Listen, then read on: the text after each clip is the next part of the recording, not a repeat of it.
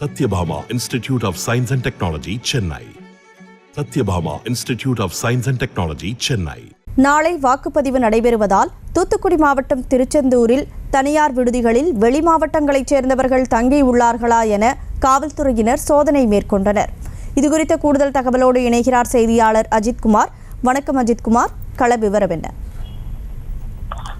கனிமொழி வணக்கம். அதாவது இந்திய நாடாளுமன்ற மக்களவை பொதுத் தேர்தல் நாடு முழுவதும் 7 கட்டங்களாக நடைபெறுகிறது. தமிழகம் உள்ளிட்ட 21 மாநிலங்களில் 102 தொகுதிகளில் முதற்கட்டமாக நாளை வாக்குப்பதிவு நடைபெறுகிறது.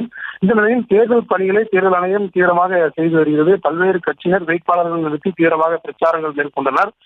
இந்த நிலையில் நேற்று மாலை 6 மணியுடன் பிரச்சாரம் நிறைவடைந்தது.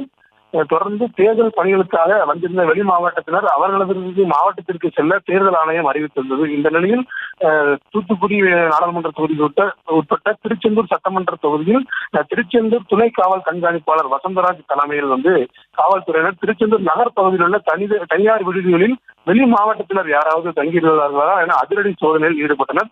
தொடர்ந்து விடுதிகளில் தங்கியுள்ள வெளி மாவட்டத்தை சேர்ந்தவர்களிடம் சுய விவரம் குறித்து விசாரணை மேற்கொண்டனர். மேலும் திருச்செந்தூர் சுப்பிரமணிய சுவாமி கோவிலுக்கு தரிசனம் செய்ய வந்த பக்தர்களும் விடுதிகளில் தங்கியிருந்ததால் அவர்களிடமும் விசாரணையை மேற்கொண்டனர். விவரங்களுக்கு நன்றி Ajithkumar. Satyabhama Institute of Science and Technology, Chennai. Satyabhama Institute of Science and Technology, Chennai.